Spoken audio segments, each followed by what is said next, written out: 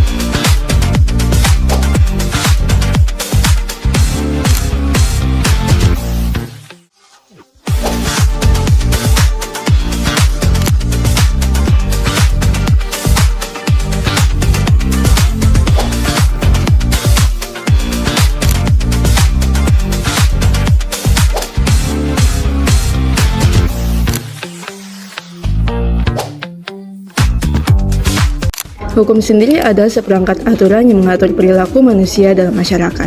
Aturan ini dibuat oleh negara atau lembaga yang berwenang dan bertujuan untuk menciptakan ketertiban, keadilan, serta melindungi hak-hak individu. Hukum bisa berupa undang-undang, peraturan pemerintah, atau keputusan pengadilan.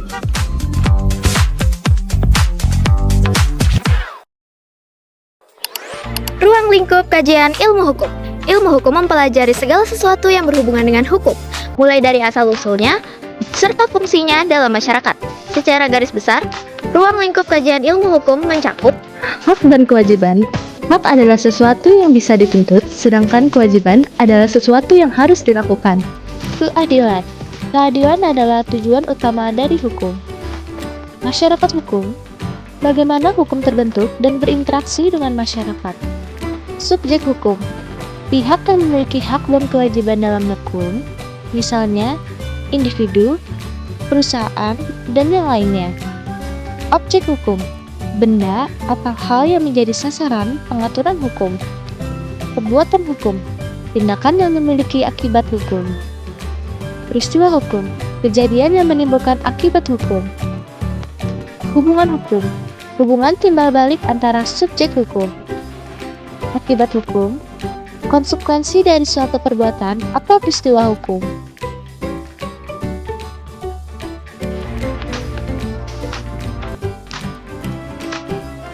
Objek hukum menurut pasal 499 KUH Perdata adalah benda. Benda yaitu segala sesuatu yang berguna bagi subjek hukum atau segala sesuatu yang menjadi pokok permasalahan dan kepentingan bagi para subjek hukum, atau segala sesuatu yang dapat menjadi objek hak milik. Jenis objek hukum. Berdasarkan pasal 503 dan 504 KUH Perdata, disebutkan bahwa benda dapat dibagi menjadi dua, yaitu benda yang bersifat kebendaan atau materi kegoderen, dan benda yang bersifat tidak kebendaan atau imateri kegoderen. Benda yang bersifat kebendaan atau berwujud, yaitu suatu benda yang sifatnya dapat dilihat, diraba, dirasakan dengan panca indera. Meliputi benda bergerak atau tidak tetap, berupa benda yang dapat dihabiskan dan benda yang tidak dapat dihabiskan. Benda bergerak dibedakan menjadi dua, benda bergerak karena sifatnya dan benda bergerak karena ketentuan undang-undang. Benda bergerak karena sifatnya, menurut pasal 509 KUH Perdata, adalah benda yang dapat dipindahkan, misalnya meja, kursi, dan yang dapat berpindah sendiri, contohnya ternak. Benda bergerak karena ketentuan undang-undang, menurut pasal 511 KUH Perdata, adalah hak-hak atas benda bergerak, misalnya hak memungut hasil atas benda-benda bergerak, hak pakai atas benda bergerak, dan saham-saham perseroan terbatas.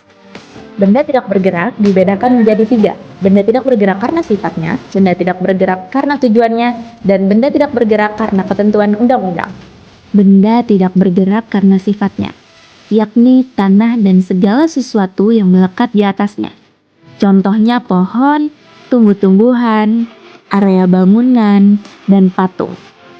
Benda tidak bergerak karena tujuannya, yakni mesin alat-alat yang dipakai dalam pabrik. Mesin senabar benda bergerak, tetapi yang oleh pemakainya dihubungkan atau dikaitkan pada benda bergerak yang merupakan benda pokok. Pada kali ini bisa diambil contoh seperti mesin pembuat karet, mesin pembuat motor, dan mesin-mesin pembuat bahan makanan lainnya. Benda tidak bergerak karena ketentuan undang-undang, ini berwujud hak-hak atas benda-benda yang tidak bergerak. Misalnya, hak memungut hasil atas benda yang tidak dapat bergerak, hak pakai atas benda tidak bergerak, dan hak hipotek. Dengan demikian, membedakan benda tidak bergerak dan bergerak ini sangat penting. Artinya, karena berhubungan dengan 4 hal, yaitu pertama, pemilihan atau bezit, yakni dalam hal benda bergerak berlaku atas yang tercantum dalam pasal 1977 KUHP. Perdata, yaitu berteaser dari barang bergerak adalah pemilik atau engineer dari barang tersebut. Sedangkan untuk barang tidak bergerak, tidak demikian halnya. Penyerahan atau levering, yakni terhadap benda bergerak dapat dilakukan penyerahan secara nyata atau hand by hand dari tangan ke tangan, sedangkan untuk benda tidak bergerak dilakukan balik nama. Daluarsa atau forgering, yakni untuk benda-benda bergerak tidak mengenal daluarsa, sebab basic di sini sama dengan pemilikan atau enginum atas benda bergerak tersebut. Sedangkan untuk benda-benda tidak bergerak mengenal adanya daluarsa. Pembebanan atau bezwearing, yakni terhadap benda bergerak dilakukan pen atau gadai dan fidusia, sedangkan untuk benda tidak bergerak dengan hipotek adalah hak tanggungan untuk tanah serta benda-benda selain tanah digunakan fidusia. 3. Daluarsa atau forgering, yakni untuk benda-benda tidak bergerak tidak mengenal daluarsa. Kemudian, benda yang bersifat tidak kebendaan atau tak berwujud, yaitu benda yang tidak dapat kita lihat menggunakan mata, tetapi dapat kita rasakan menggunakan panca indera lainnya. Contohnya seperti musik. Nah, jadi itu dia penjelasan singkat dari kami semua mengenai pengertian ilmu hukum, ruang lingkup ilmu hukum, dan juga objek kajian ilmu hukum. Semoga informasi yang kami berikan